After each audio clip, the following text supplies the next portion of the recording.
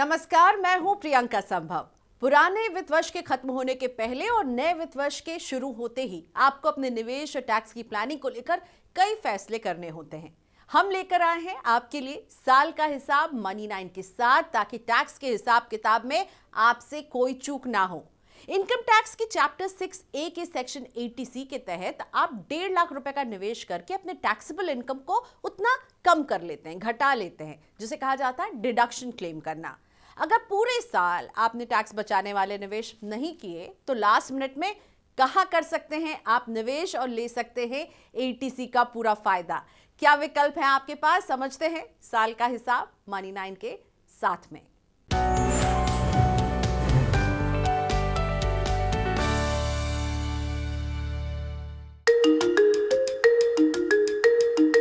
सूरत के सुनील पटेल अपनी tax planning पूरी नहीं कर पाए।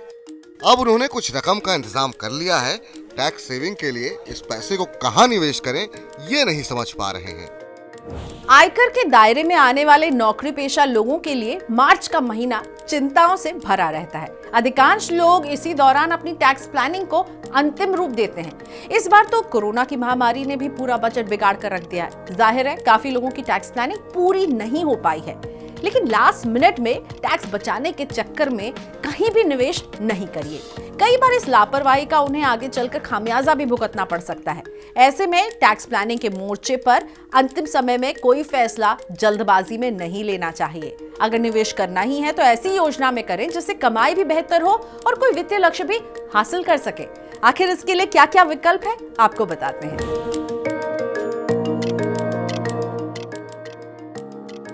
सुकन्या योजना। टैक्स सेविंग के वित्तीय लक्ष्य हासिल करने के लिए सुकन्या समृद्धि योजना बेहतर विकल्प है।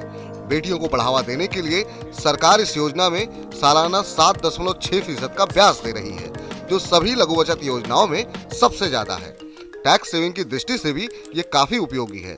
इस योजना में सालाना 1.5 लाख रुपए तक के निवेश पर धारा 80C के तहत आयकर में छूट का लाभ मिलता है। यही नहीं, मैच्योरिटी के समय मिलने वाली पूरी रकम टैक्स फ्री होगी। यदि आपकी 10 साल तक की बिटिया है तो अपनी टैक्स प्लानिंग में सुकन्या योजना को जरूर शामिल करें। सावधि जमा।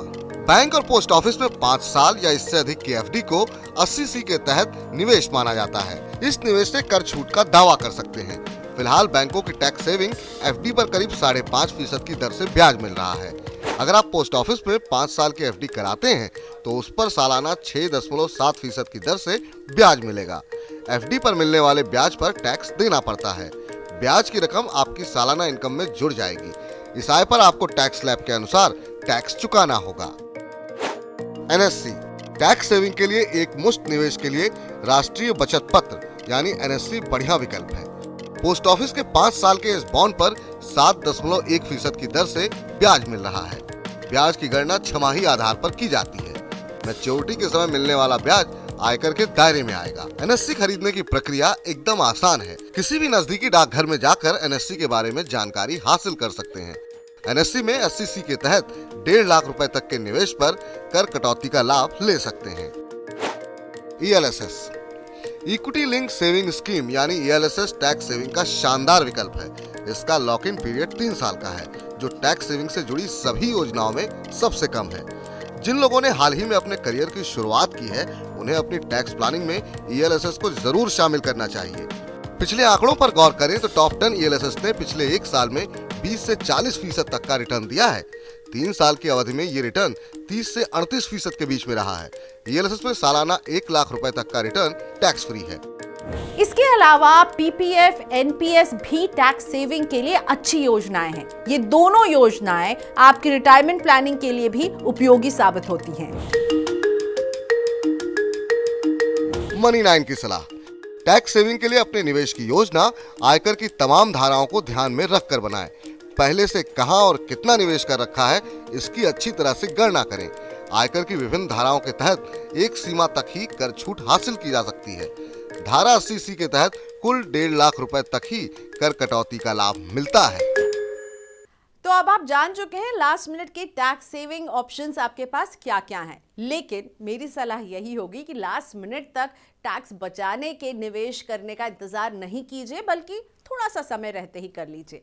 और एक और गलती, ज्यादातर लोग जब ये लास्ट मिनट में टैक्स सेविंग या निवेश करते हैं ना, तो क्या करते हैं, जीवन बीमा पॉलिसी खरीद लेते हैं। और ये है एक बड़ी गलती। क्यों है ये गलती, क्यों आपको इससे बचना है? इंश्योरेंस आपका टैक्स सेविंग प्लान नहीं हो सकता है।